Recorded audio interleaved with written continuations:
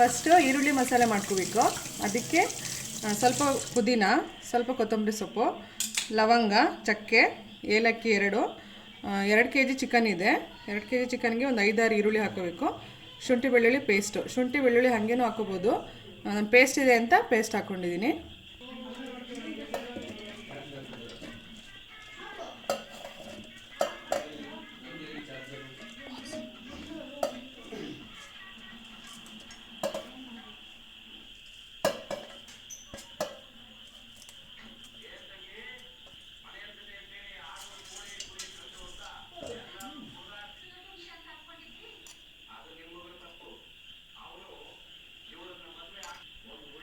ಒಂದು 1/4 ಟೀ ಸ್ಪೂನಷ್ಟು ಅರಿಶಿನ ಹಾಕ್ಕೊಂಡಿದ್ದೀನಿ. ಒಂದು ಅರ್ಧ ಗ್ಲಾಸಷ್ಟು ನೀರು ಹಾಕ್ಕೊಳ್ತಾ ಇದ್ದೀನಿ.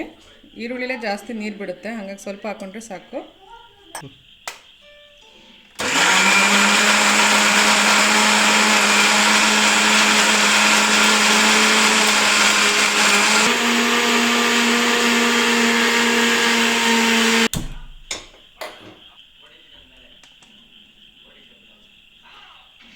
ಸ್ವಲ್ಪ ಆಯಿಲ್ ಹಾಕ್ಕೋಬೇಕು.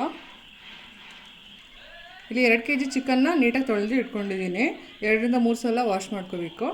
ನೆಕ್ಸ್ಟ್ ಇಲ್ಲಿ ಕಾಯ್ದಿರೋ ಎಣ್ಣೆಗೆ ಚಿಕನ್ ಹಾಕ್ಕೋಬೇಕು.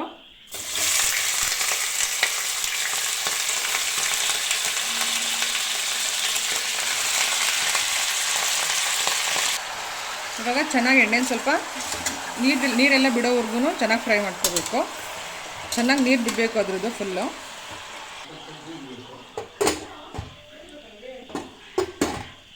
ಕುಕ್ಕರ್ ಲಿಡ್ನ ಮುಚ್ಚಿಬಿಟ್ಟು ನೀರು ಸಿಯಕ್ಕೆ ಬಿಡಬೇಕು. ಸ್ವಲ್ಪ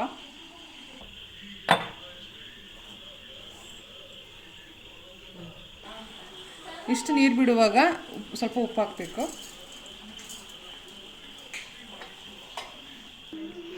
ಈ ಕೈ ಕರ್ನಾಟಕದ ಆಸ್ತಿ. ಈ 5 ಬೆರಳಲ್ಲಿರೋದು 5 ಕೋಟಿ ಕನ್ನಡಿಗರು. ಮುಷ್ಟಿ ಕಟ್ಟು ಹೊಡೆದ ಅಂದರೆ ಎದ್ದು ಬಂದಿದ್ದ ವ್ಯಕ್ತಿ ಚರಿತ್ರೆಯಲ್ಲೇ ಇಲ್ಲ. ನೋಡಿ, ಇವಾಗ ನೀರು ಬಿಟ್ಟಿದೆ. ಈ ಟೈಮಲ್ಲಿ ಈರುಳ್ಳಿ ಮಸಾಲೆ ರುಬ್ಕೊಂಡಿದ್ವಲ್ಲ, ಇದನ್ನು ಇವಾಗ ಆ್ಯಡ್ ಮಾಡಬೇಕು.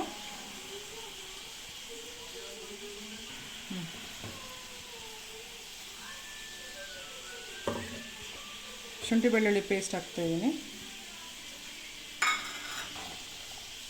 ಇವಾಗ ಚೆನ್ನಾಗಿ ಮಿಕ್ಸ್ ಮಾಡಬೇಕು. ಇದನ್ನು ಚೆನ್ನಾಗಿ ಮಿಕ್ಸ್ ಮಾಡಿಬಿಟ್ಟು 5-6 ವಿಷಲ್ ಹಾಕ್ಸಿದ್ರೆ ಚೆನ್ನಾಗಿ ಬೇಯುತ್ತೆ.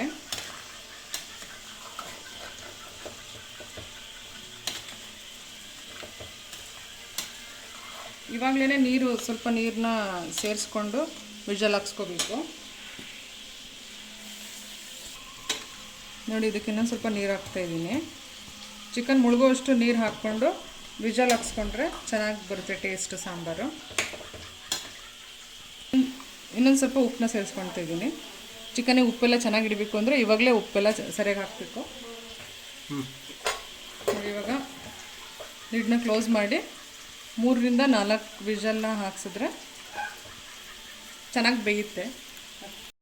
ವಿಷಲ್ ಆಗೋದ್ರಷ್ಟೊಳಗೆ ಇನ್ನೊಂದು ಕಾಯಿ ಮಸಾಲೆ ರೆಡಿ ಮಾಡ್ಕೋಬೇಕು. ಅದಕ್ಕೆ ತೆಂಗಿನಕಾಯಿ ತೊಗೊಂಡಿದ್ದೀನಿ. 1 ಭಾಗ ತೆಂಗಿನಕಾಯಿ, ಸ್ವಲ್ಪ ಕಡಲೆ, ಸ್ವಲ್ಪ ಗಸಗಸೆ ಹಾಕ್ಕೊಂಡಿದ್ದೀನಿ.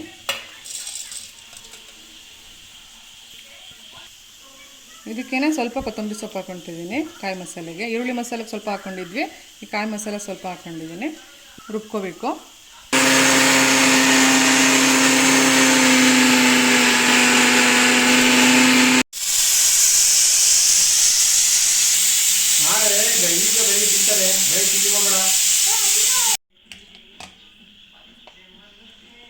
ಇದು ಇನ್ನೊಂದು ಮಸಾಲೆ ರೆಡಿ ಮಾಡ್ಕೋಬೇಕು.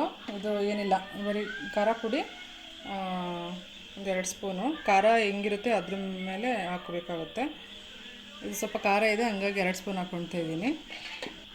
ಧನಿಯಾ ಪುಡಿ ಒಂದು 3 ಸ್ಪೂನ್ ಹಾಕ್ಕೊಳ್ತೀನಿ.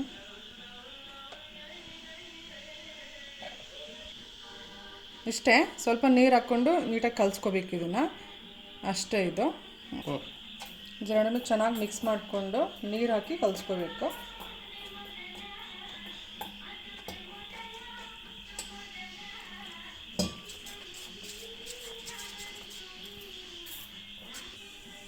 ಈ ಥರ ಒಂದು ಪೇಸ್ಟ್ ರೆಡಿ ಮಾಡ್ಕೋಬೇಕು. ಏನಿಲ್ಲ, ಖಾರ ಪುಡಿ ಮತ್ತು ಧನಿಯಾ ಪುಡಿ ಅಷ್ಟೇ ಇದು.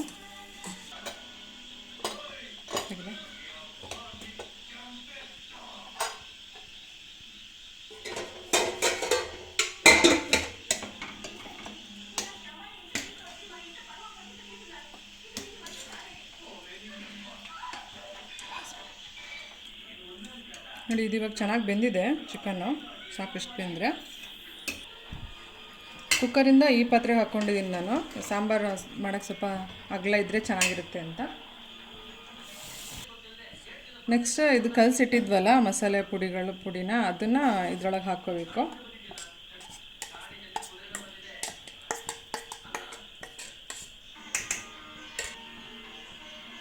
ನೋಡಿ,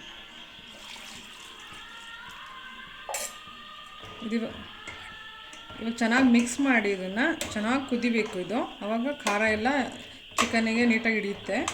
ಚೆನ್ನಾಗಿ ಕುದೀತಾ ಇರಬೇಕಾದ್ರೆ ಇನ್ನೊಂದು ಕಾಯಿ ಮಸಾಲ ರುಬ್ಬಿದ್ವಲ್ಲ ಅದನ್ನು ಹಾಕ್ಕೋಬೇಕು.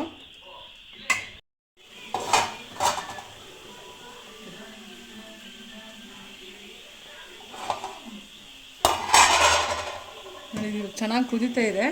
ಇವಾಗ ಆವಾಗಲೇ ರುಬ್ಕೊಂಡಿದ್ವಲ್ಲ ಕಾಯಿದ ಮಸಾಲ ಅದನ್ನು ಹಾಕ್ಕೋಬೇಕು.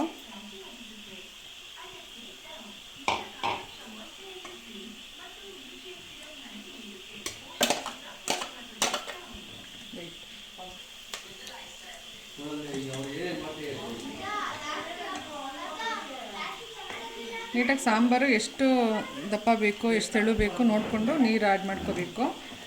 ಇವಾಗಲೇ ಉಪ್ಪು ಏನಾದರೂ ಕಮ್ಮಿ ಇದ್ದರೆ ಉಪ್ಪು ಹಾಕ್ಕೋಬೇಕು ಇವಾಗಲೇ. ಅಷ್ಟೇ, ಇದು ಚೆನ್ನಾಗಿ ಕುದ್ರೆ ಸಾಂಬಾರು ರೆಡಿ ಆಗುತ್ತೆ. ಸಾಂಬಾರು ಚೆನ್ನಾಗಿ ಕುದೀತಾ ಇದೆ ನೋಡಿ, ಚೆನ್ನಾಗಿ ಬಂದಿದೆ.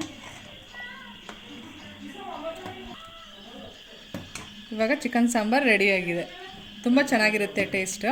ಈ ಥರ ಒಂದ್ಸಲ ಟ್ರೈ ಮಾಡಿ.